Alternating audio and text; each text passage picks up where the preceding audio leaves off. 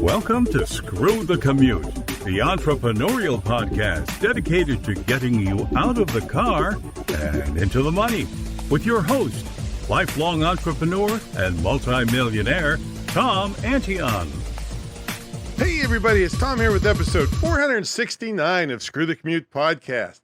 I'm going to talk about basic SEO today. Now, this by no means that I want you to concentrate on SEO and go broke and get disappointed 6 months from now, okay? It means that you should include and understand the basics so that you don't shoot yourself in the foot with the search engines by totally ignoring SEO standards and even, and that's search engine optimization, in case you don't know. And even innocently doing things or not doing things that scream to Google, I'm an idiot. You should never give me a high ranking. Okay. I don't want you screaming that. And that's what this episode's about. Now, I've been doing a lot of Ask Me a Question series lately, and the last one, episode 468, and of course, you know, you get the back episodes by putting the screwthecommute.com/ and then the episode number 468. So that one, I did how to increase your sales per customer. That's upselling theory.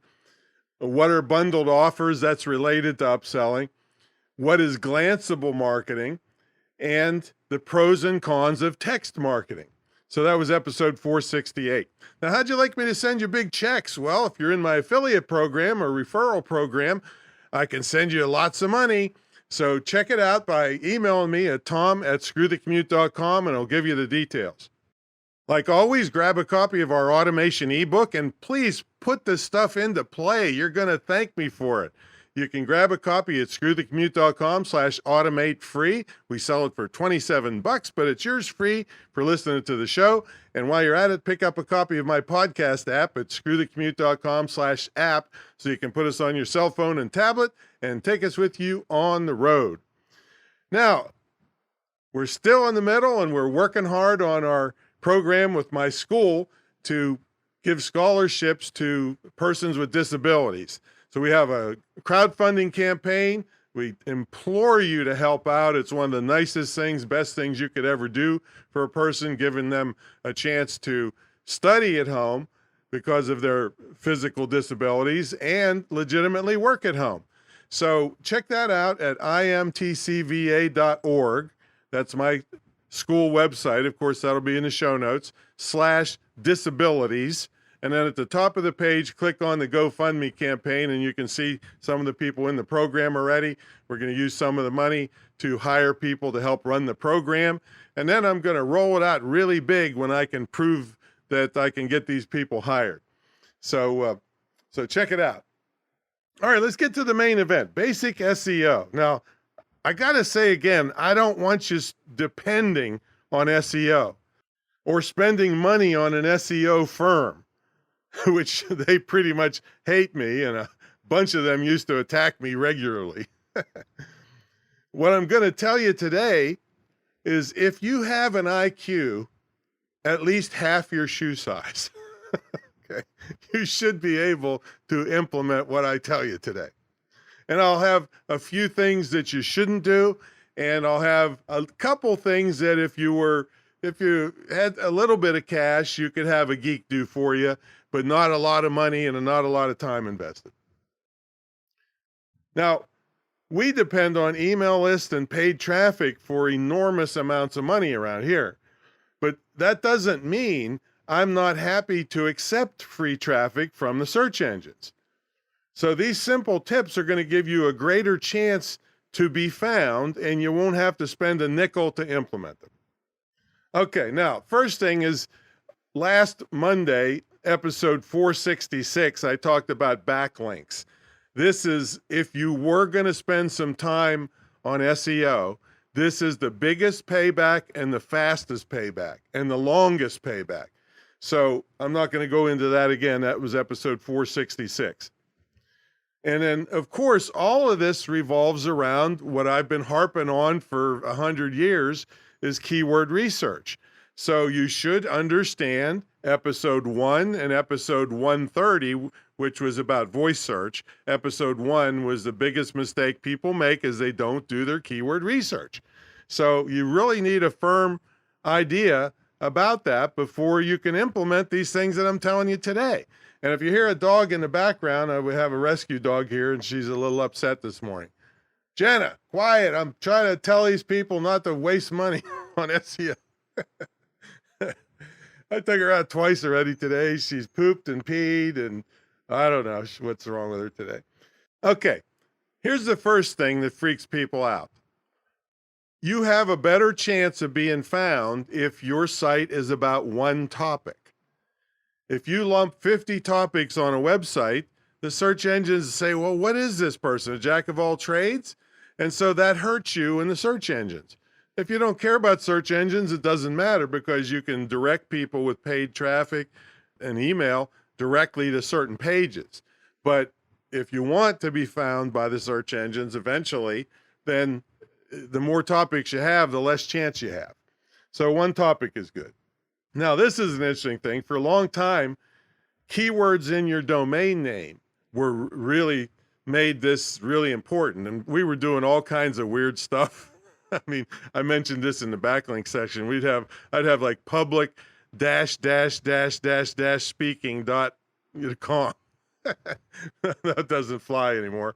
And this was abused so bad, search engines don't pay much attention to that anymore. However, that doesn't mean it's not a good idea if you can get your keywords in your domain name. Because if I'm looking for public speaking stuff and I see joesenterprises.com and publicspeaking.com or greatpublicspeaking.com or greatspeaking.com, I'm more likely to click on that. So from the user perspective, it is still a good idea to have keywords in your domain name.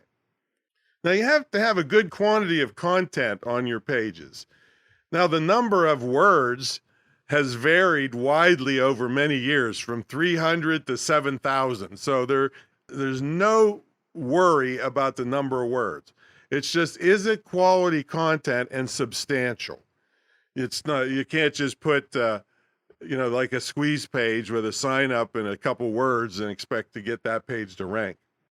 Now, these next things are totally under your control. You can easily do them with a free plugin for WordPress. If you don't have this ability on some other weirdo site that they put on national TV, but and suck you into because you don't know any better, well, God help you. But you can't just be slopping content up there and not thinking about these simple steps anymore. And they are really, really simple. The first one I got to tell you about is called a title tag. Now, a title tag doesn't even look like it's on your page. So if you pull up your web page in a browser, up at the top is a tab for the browser, because you could have multiple windows open or browser things open, and each one has a tab at the top. Well, if you hold your mouse over there, a little pop-up box, tiny one, shows what your title tag is. And frequently, these goofball idiot webmasters don't know this stuff, and they make your site look all pretty, but they don't do something. So this is one of these situations where if you don't do something, you might as well hold a gun to your head and shoot yourself, because you look like a total idiot to the search engines. And it's because your idiot web designer didn't know any better and was a graphic artist out of work yesterday and all of a sudden thinks they can make websites. Well, that's BS. They're hurting you. I mean, hundreds and hundreds and hundreds of times over all these years, somebody raves about their web designer and how beautiful their website looks, and in 10 seconds, I can find out that the web designer was an idiot and hurt them, and their site has been just beat down with a hammer for years because of the stupid web designer didn't know this stuff. Well, you can't depend on these web designers. You have to depend on yourself, and that's why you should be listening and implementing what you learn here. So up in that tab of your browser, if you hold your mouse over it, you'll see what your title tag is. It might say just another WordPress site. Right? It might have the same thing on every page. Well, first of all, this is 70 to 80 to 90% of your success with search engines. This one little thing that doesn't even look like it's on your site. See, because the search engine, when somebody is looking for something, sends out these things called spiders, and they start from the top of the page and work down. And it's not the top of the page that you see. It's the top of the HTML code behind the scenes. And that's where this title tag lives. And so if they get to it and somebody's looking for golf instruction and your site says just another WordPress site, or maybe it says about, or it says contact, or it says nothing, then the search engine says, well, geez, I'm in a hurry and somebody's looking for golf instruction, and this person's site just says about in the most important part of their whole site. I'm not even going to bother looking at the rest of the site. I'll just skip it and go find somebody that has golf instruction up there. Okay. So by not doing anything and just having your website built, that thing is, you don't know what it's going to say, but it's not going to say anything that helps you, or it's going to say the same exact thing on every page. And so Google or the search engines see that and they say, well, why would we give this person a high ranking? It's every page in their site is identical. And go look at your site right now, and probably a lot of you are going to start crying because your site's been up for years and you've been being screwed this whole time because your idiot web designer didn't tell you this. All right, so that's title tags. The next thing behind the scenes is the meta description. See, when you bring up a search results in Google, the title tag is the part you can click on, and then underneath that is your meta description, or called a meta tag. This is, again, behind the scenes in the HTML code. Well, if you don't fill that in with something that helps you, Google or the search engine just pick any random thing they can off the page and throw it in there. Well, that's no good.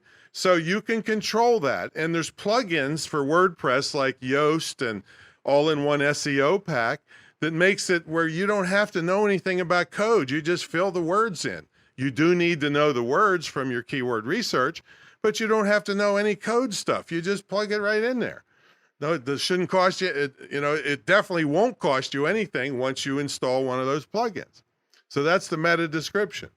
Now, the next thing is called anchor text. And this is something I covered on the backlink, so I'm not going to go into it deeply. But when you have a link on your site going somewhere, the anchor text, and this is primarily to help you, is if it's pages within your site. We'll talk about pages, links going out of your site in a minute. But if you're linking to another page in your site, instead of having the whole URL, the HTTP, all that where they click on, you have words. Check out my putting section if it was a golf site. So putting is then in the anchor text, and then it might go to https joesgolfsite.com/putting. But the text on the page is just regular text that doesn't look like, with the underline and all that stuff. It's probably blue, and that people know that that's a link, but they're seeing the text. Well, the search engines see that text also. And so they see a keyword in it, and that gives that keyword more prominence to them. It's important, in other words. Now, don't overdo any of this stuff, because a couple years ago, and I was taught by the best of the best, Michael Campbell. We all got, I was top 1, 2, or 3 on major keywords for 12 years straight. But Google came out several years ago and said, if you do this too perfectly, we're gonna screw you over because we think you're cheating. So always try to think from the perspective of your visitor, not trying to beat search engines. However, we're trying to beat search engines too. Okay, so that's anchor text. Then a simple thing you can do when you're putting something up is just bold an important word. And then that gives more prominence to the search engine that page is about that word.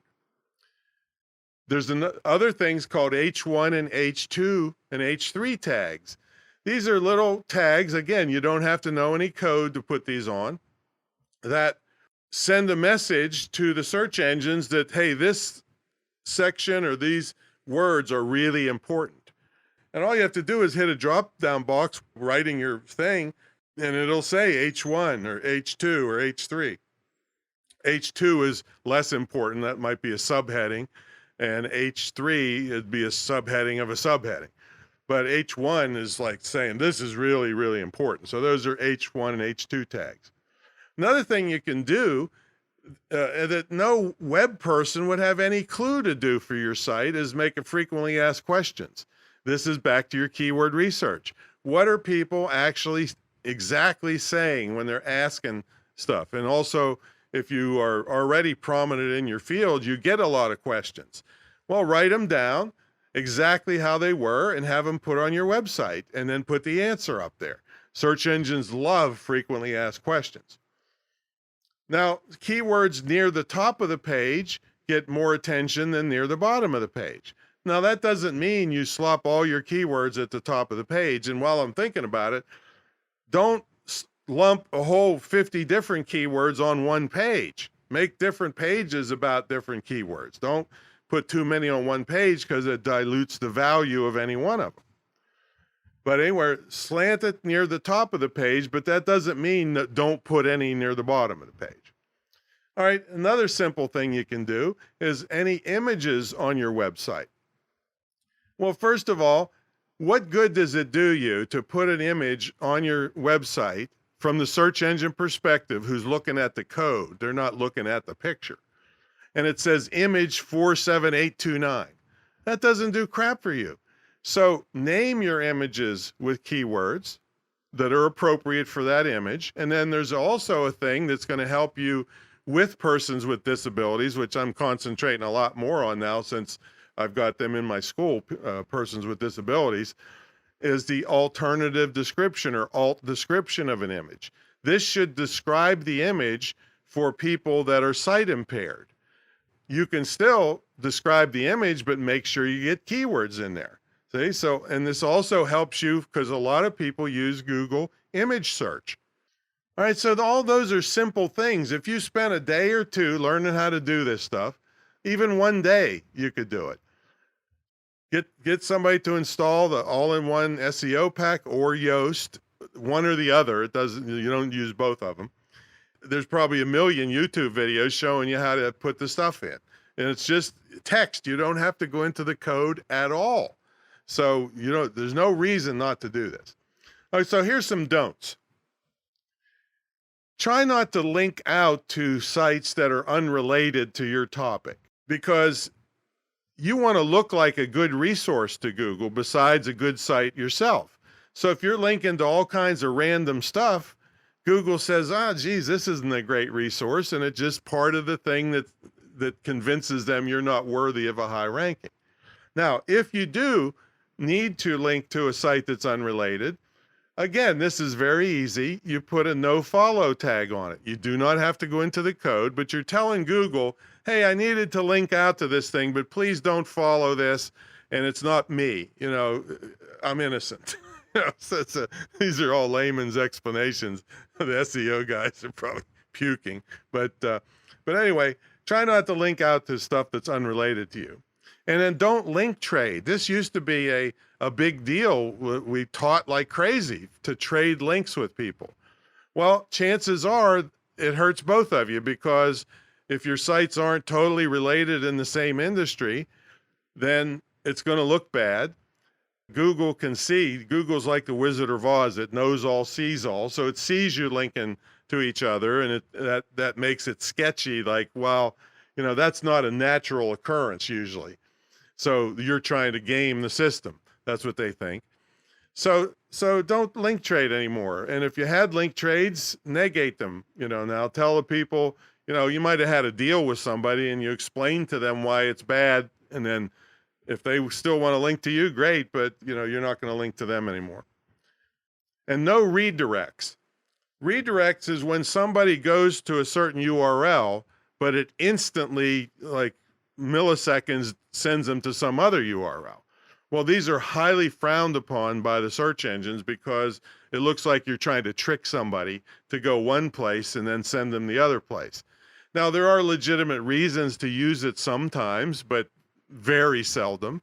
But and let's say you had an old website and you made a new website with a different domain name. Just make a big thing at the top of the page with a regular link to the new site and explain what's going on. That's perfectly fine. But redirects, no go. And then don't do duplicate content. I mean, and this used to be stuff we did all the time. For instance, I was training speakers to have all their promotional material, but have one for every major city with the same material, but different names of cities. So, because a lot of meeting planners don't want to pay travel expenses, so they're looking for a local speaker. So it'd be like, hey, I'm the greatest leadership speaker in Chicago. And then the same stuff would be, I'm the greatest leadership speaker in Cleveland. So there's like 200 and some, I think, more fairly large cities. And but that's no good anymore. You'd never see the light of day. So no duplicate content anymore. All right, now before I tell you some things that you might want to have a geek do for you, just a little bit of money and a little bit one time, I just want to remind you about my crowdfunding campaign and how you could really help someone that had a physical disability.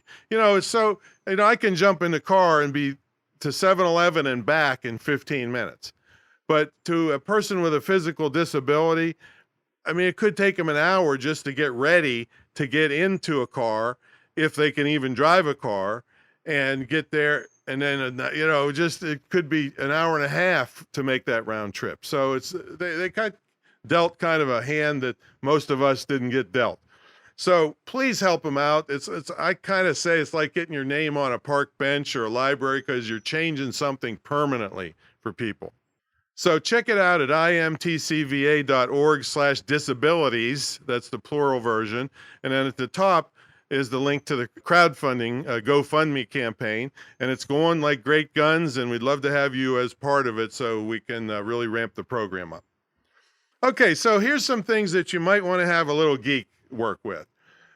Get that. I mean, you can do this yourself too. It's just a little bit more effort, because you can be part of Google's, they have website developer sites, and they'll tell you the stuff that they like and they don't like.